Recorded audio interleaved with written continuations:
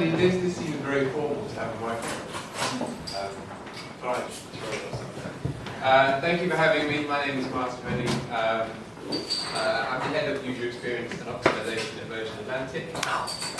I've been coming to events like this and involved in events like this for quite a long time. Express is, I think, wonderful. I'm in continued admiration of what they're doing, so it's a real pleasure to be here.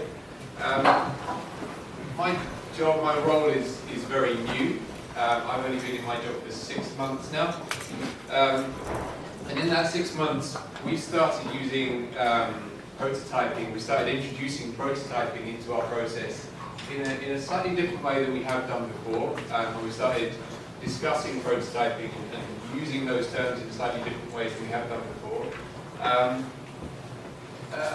So this talk is just really me explaining what I've been doing, sharing some examples of how it's different and how we've been introducing it in different ways. So my presentation is called another microphone. My presentation is called Prototyping Up in the Air, and it's called that. It's not just a pun. By the way, when you get to work for an airline, the opportunity for punning is huge, and you have no idea until you start this. I mean, I didn't realise it at first, but I was wildly punning out of control when I first started. I think people thought I was a real dick, that I was trying to be funny all the time, but we use airline terms so much in our work.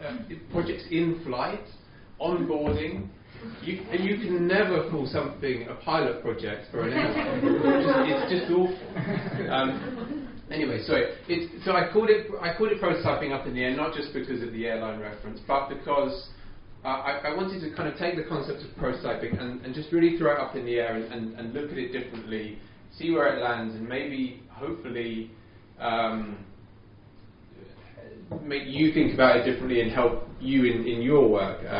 I think when you break it down to fundamentals and you can see how simple as an idea the concept of prototyping can be, and how fundamentally it fits into the design process, I think you can start to play with it and twist it and do different things with it. So that's what we're doing.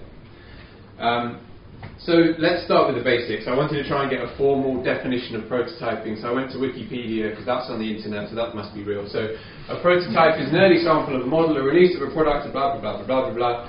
I'm not going to discourage you from using that as a definition. That's a good definition, I think. It's a bit overinflated. I don't really understand language like this. I struggle with this, to be honest with you. But I think there's some key things in there. It's built to test a concept or process or act as a thing to be replicated or learned from. So in amongst that, I think there are some interesting ideas. I think it's not incorrect, but I think it can be simpler than that. I think it can be challenged a little bit further, because I think this. Where is it? The test. I think the test is the key part of that. I think the test is the key part of everything. I think fundamentally, a prototype is a test. A prototype, whether or not you user test it, whether or not you're doing usability testing, whether or not you put it in front of people or not, the building of the prototype, the replicating of the thing that you're trying to create, is a test in itself. And I think that's the interesting part. This is my definition of it. A prototype is an attempt to recreate a context so that we can observe a response. That's all I think it is. And I think that sometimes as a group, as a discipline, whatever you want to call us, a community, we get a little bit trapped in this idea of formulaic kind of click-throughs and just going straight to that model. So how many people here have built a prototype recently? Just quick show of hands. That's good. And of those people, how many of those were in Vision when you did that? That's a lot, isn't it? That's a lot of that majority people just going straight to InVision. By the way, I do like InVision. I have friends that work there. I use InVision. We use it in my team. Don't get me wrong. But I can't quite believe it's the answer to all prototyping. I can't quite believe that we're all designing things that are so similar that there's one method that suits all of those things. So of those people that created a prototype, how many of those people then went on to, in some way, shape or form, test that prototype? Of the people that did make the prototype? Okay. So that's proving there is a test. It's in there. But I think it can be simpler. So I have 3 examples. Over the last 6 months, there are 3 pieces of work where we've done slightly different things and used the concept of prototyping slightly differently. All of these are very short, so all of these have been and gone in the last 6 months. All of them were relatively low budget. These 2 required very little people. There was, there's 1 or 2 people were involved in these 2. This took a little bit more. But most importantly, none of these involved senior stakeholders. All of these were so simple and so fundamentally ingrained into the process, they required no form of sign-off because they became naturally a part of what we were doing. So I'll go through these and I'll try not to take too long, and maybe in there's some ideas that you can use and take away. So the first one was dual screen interaction. So the model of people's engagement on aeroplanes has changed. It used to be that people would sit in their seat for 7, 8, 9, however many hours, and there'd be a screen in front of them, or really in the old days, maybe a shared screen, and they would just expect to be entertained, and they would expect high quality entertainment while they got smashed up on gin or whatever. And that was basically it. It didn't really. That was kind of it. Now it's totally different. People walk onto the plane with devices that are better than the screens that we have built into aircraft. They have curated content. They have personalised content. And they have content that can be as up to date as the minute they step on the plane. The airlines, it changes the right that we have and the realms that we have to entertain people. And so there's a project in here. There's a piece of work in here to work out how we can potentially lean into that. Can we create some sort of service, product, app, or whatever to help that? And so that project started. That conversation kicked off. And before, just moments after the project started, an envisioned prototype sprung up at me, and that's great because people moved quickly and they started putting stuff down. But I asked these 2 questions, and I keep asking these 2 questions, and I'll keep banging on about this today. But I've got to say, what is the response that we're testing, and can this be done more simply? Because I felt it could. So here's what we did. Had a tripod, had an iPad, had a chair that we made sure didn't move. So we were replicating people sitting in their chairs. They're roughly the same kind of height. We had 7 people. On the screen, on both of the screens, it was very simple. It was, I think, maybe 2 screens at best with content on it.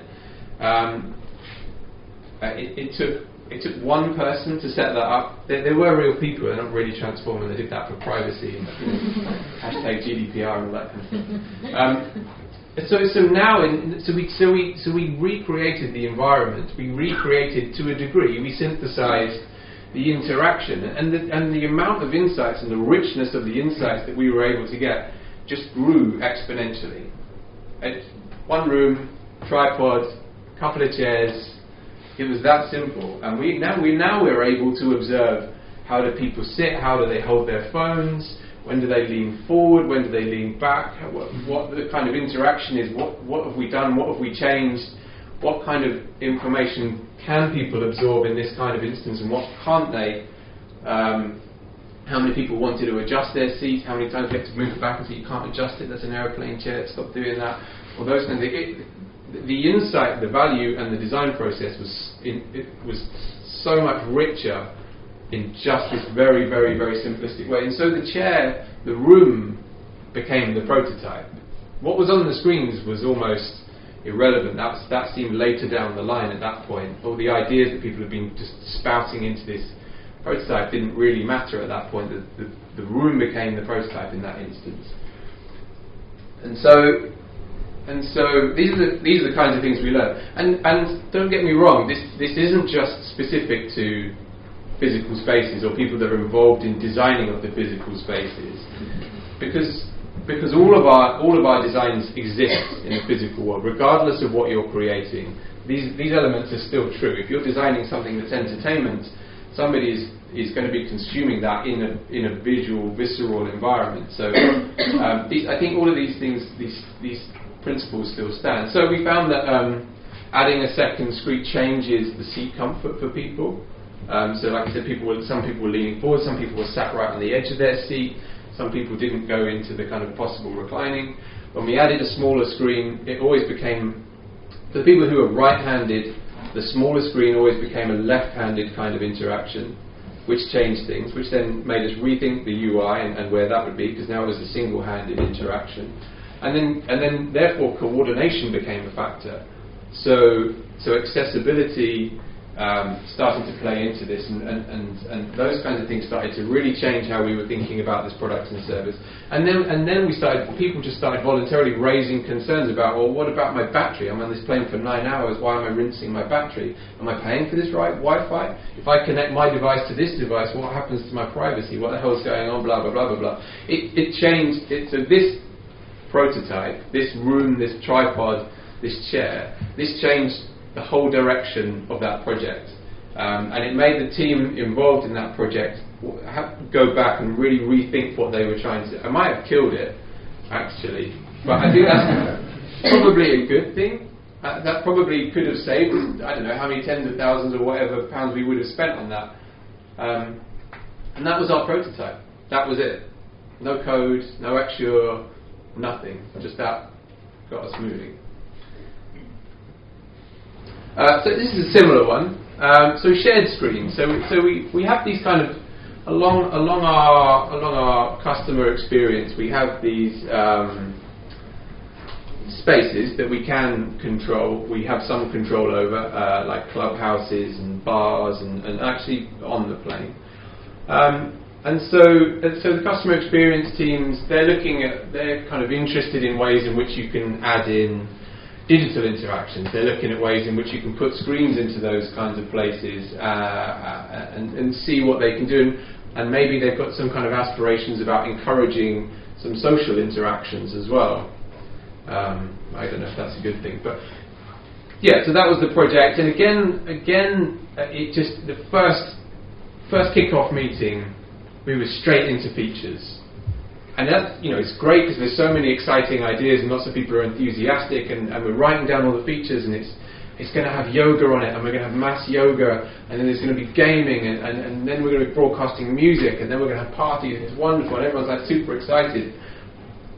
But I come back to, what is the response that we're testing, and can this be done more simply? Because these are potentially big investments, right? Not just from a brand perspective, but from a financial perspective. Potentially, you could throw a lot of money at this and no one ever uses it, and Jesus Christ, how much did we spend on that? So, again, same kind of approach.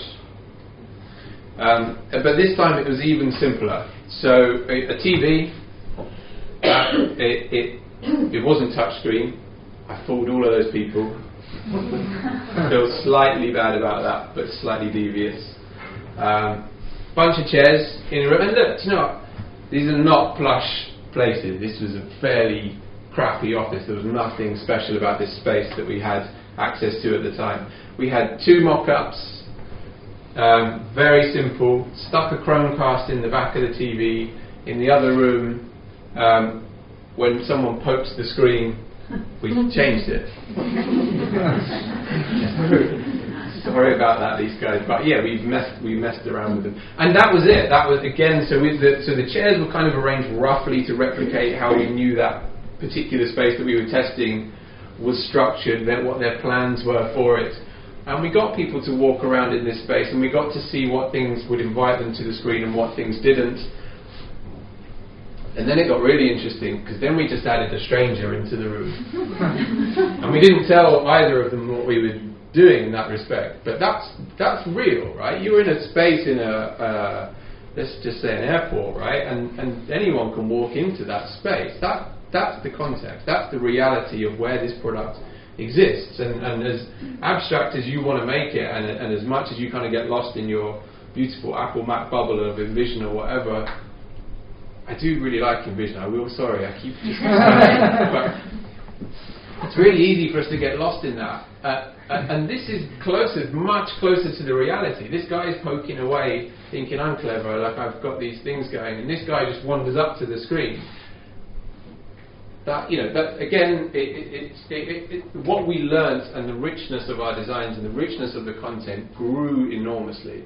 Lots of people were kind of standing in different ways. They were moving around in the space in different ways. Excuse me. They were responding to certain things and not others. They responded very, very differently when other people entered their space. They were very particular about what they would and wouldn't do. The things that we were able to observe were fantastic. And again, it's a TV, it's a chair, a Chromecast that we had around, a couple of screens that were thrown together really badly to prove the point. That was our prototype.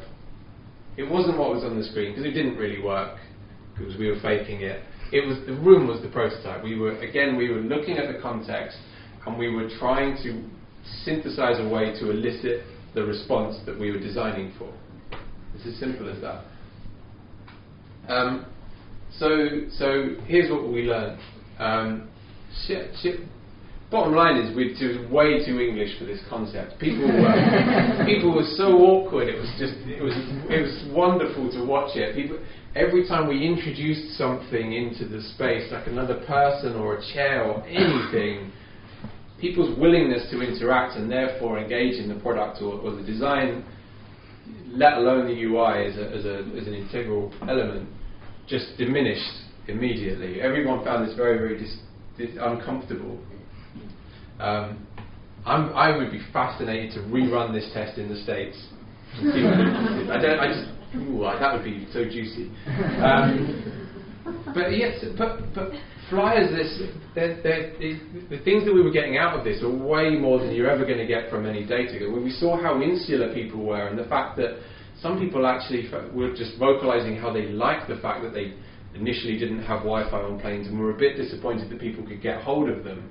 And so interacting with stuff like this, they were too close in their bubble of I'm going to just take care of myself and make sure I land not looking like a train wreck and those kinds of things. A sense of entitlement was fascinating, because people, regardless of whether they were upper class travellers who spent $5,000 on a ticket or whether or not they were economy travellers only having spent a less amount of money on the ticket, lots of them felt like if there was a screen, if there was something in an aeroplane or an airport, they weren't allowed to touch it. And one person, one of my favourite people on the day, and we only had 7 people on the day, so it was very lightweight. One of my favourite things was when we were asking questions and we were trying to prompt some kind of response to them, he just stood there and he said, I'm not going to do that because I don't know what the rules are. Which I just thought was great. I don't know if he was maybe expecting like a swimming pool set of do's and don'ts on the side of it, and then no bombing and no heavy petting or something on it. But they felt like they weren't allowed to do this. They weren't allowed to touch it. They weren't allowed to interact with it without any kind of any kind of instruction. And they were all one-handed and very casual.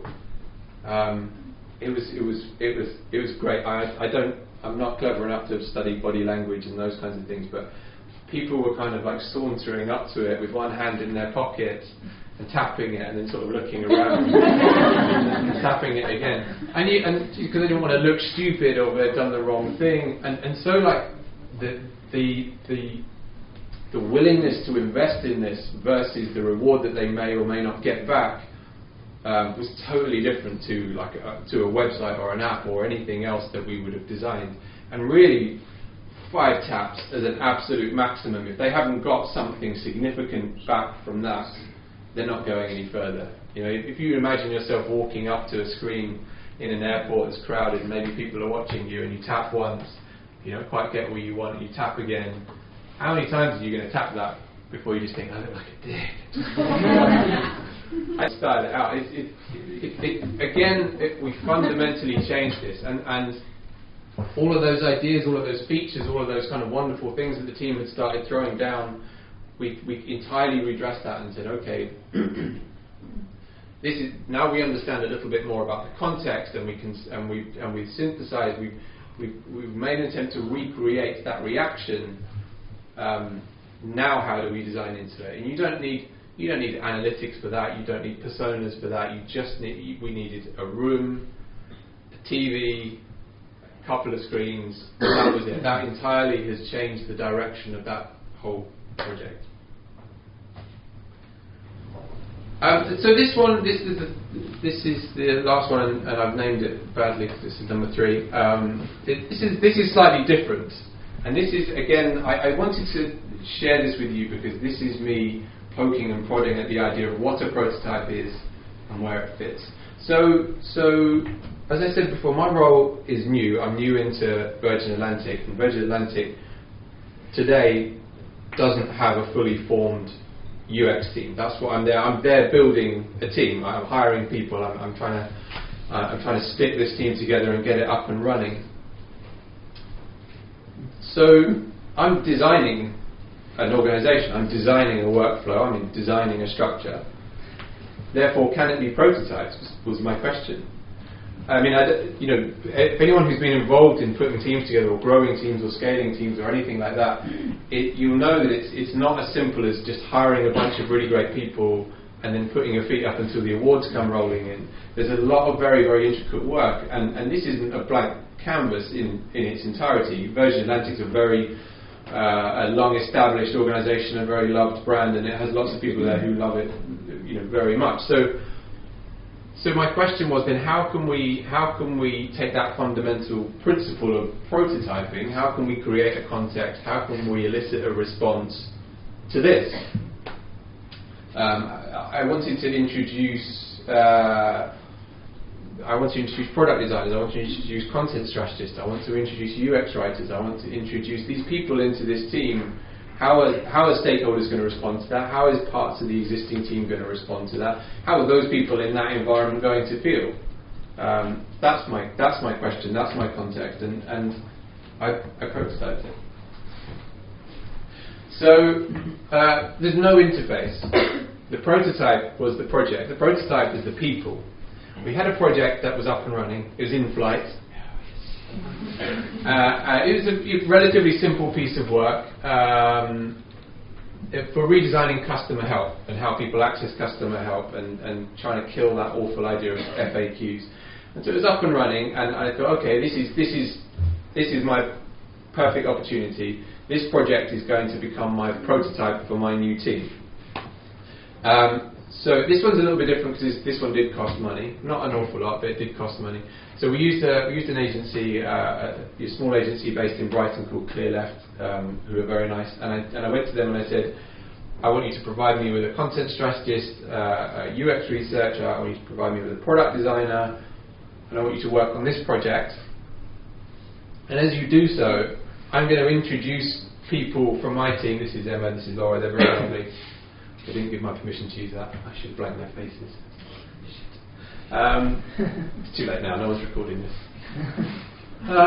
So I just dropped these guys into the project to see their response. So we were testing the roles. We were testing how they responded to it. We tested whether or not they reacted well, whether or not the work they produced was good, how they felt about it.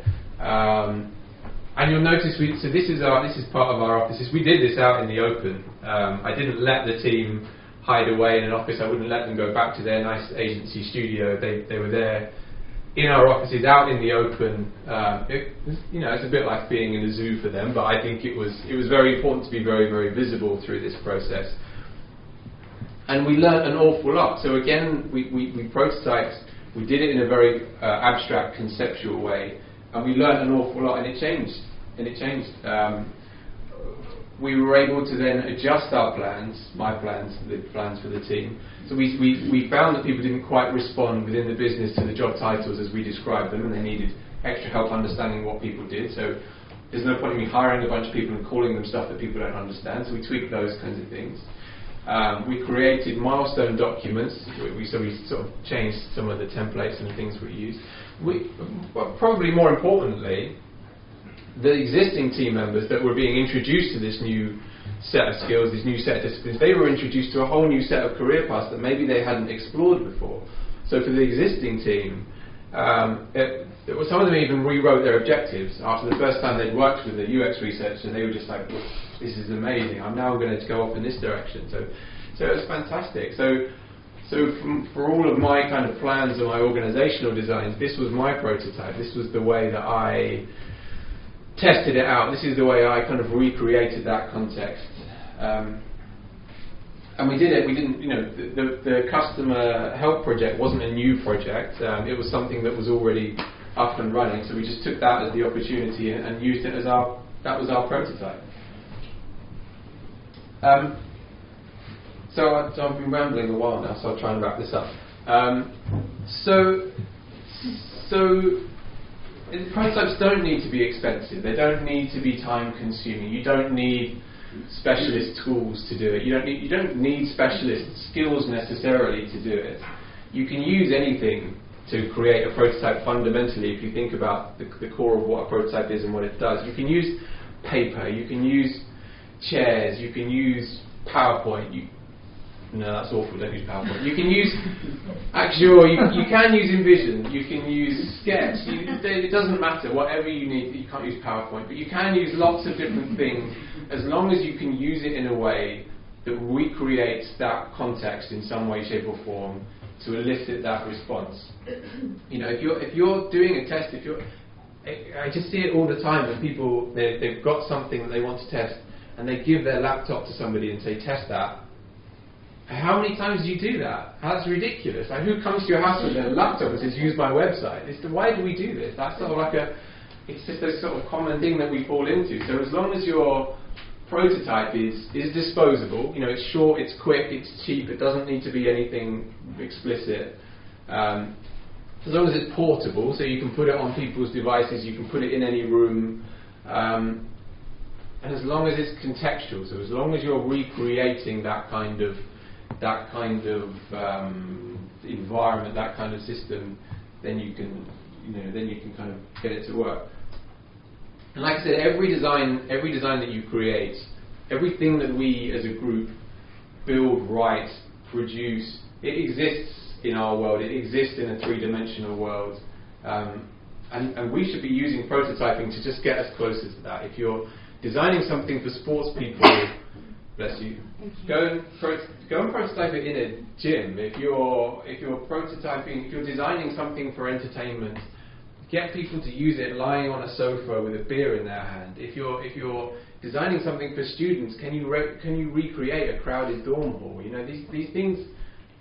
Every time you introduce something new into environment, it changes the environment. Every time you add something into that, it becomes part of the context. And prototyping is our bridge to get us to that point.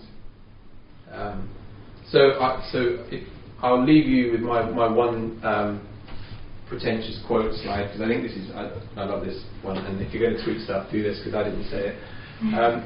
And there's lots of exciting dispute underneath this about who actually said this and where this came from, but I think this is important here. So we shape our tools, and thereafter our tools shape us. The things that we create, the things that we as a community design and write and build, go into the world, and then they start to affect that world. Everything that we make, everything that we do, contributes to the layers of our culture and society, and prototyping, as I said, is our means by which we can understand the effects that those things have at its fundamental core. Thank you very much.